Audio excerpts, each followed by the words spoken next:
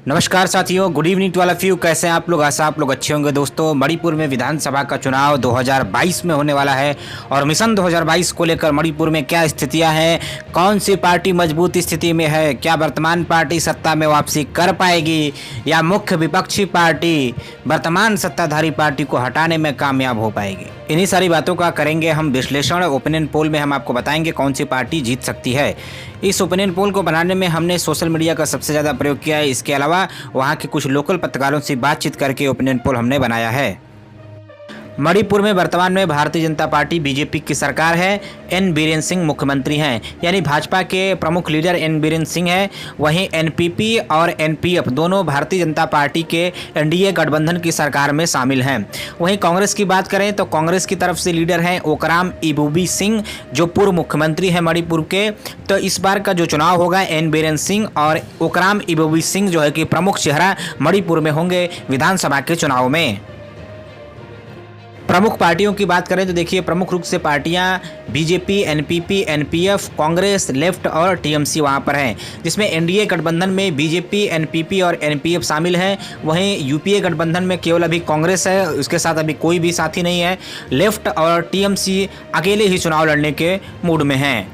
तो ये प्रमुख पार्टियां जो हैं मणिपुर में, वो सक्रिय रूप से कार्य कर रही हैं। पिछले चुनावों की अगर हम बात करें तो देखिए, 2017 में जो विधानसभा का चुनाव हुआ था, उसकी अगर हम बात करें तो कांग्रेस को 28 सीट मिली थी, बीजेपी को 21 सीटें मिली थी, एनपीएफ को 4 सीटें, एनपीपी को 4 सीट और अदर्स के खाते में 4 सीट गई थी। सिंगल लार्जेस्ट पार्टी होने के बावजूद भी कांग्रेस मणिपुर में अपनी सरकार नहीं बना पाई।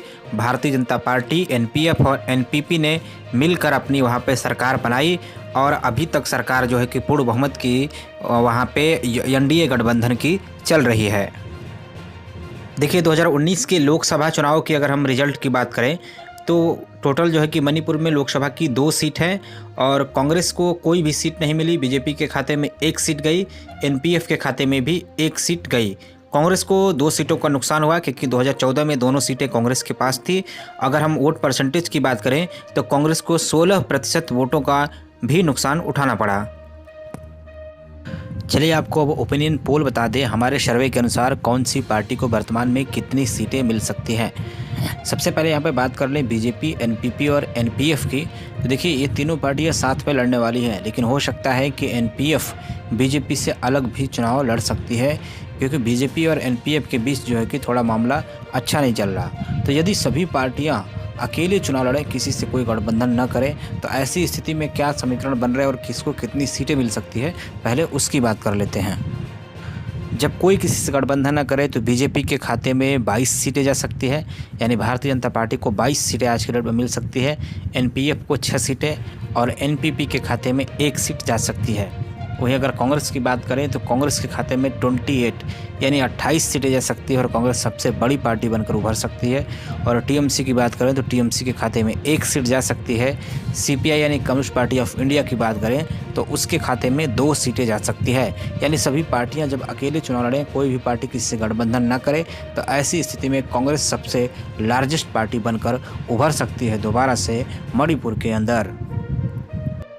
वहीं बात करें तो गठबंधन के जो वर्तमान में गठबंधन का स्वरूप है बीजेपी, एनपीएफ और एनपीपी का, तो ऐसी स्थिति में बीजेपी, एनपीएफ और एनपीपी गठबंधन तीनों मिलकर जो है कि पूर्ण बहुमत से ज़्यादा सीट हासिल करते हुए दिखाई दे रहे हैं। यानी तीनों पार्टियां मिलकर गठबंधन कर लेती हैं तो इनके खाते में 40 सीटें जा सकती हैं। यानी आज का जो गठबंधन है तीनों पार्टियों का, ये वर्तमान में मजबूत स्थिति में दिखाई दे रहा है मणिपुर में और 40 सीटें जीत सकती हैं। वहीं अगर हम कांग्रेस की बात करें तो कांग्रेस के खाते में महज 18 सीटें जाने की संभावना है, यदि ये गठबंधन एनडीए का ऐसे ही बना रहता है तो। और अदर्स के खाते में 2 सीटें जा सकती हैं। यानी आज के डेट की अगर बात करें तो आज के डेट में एनडीए गठबंधन यानी भारतीय जनता पार्टी मणिपुर में चुनाव जीत सकती है।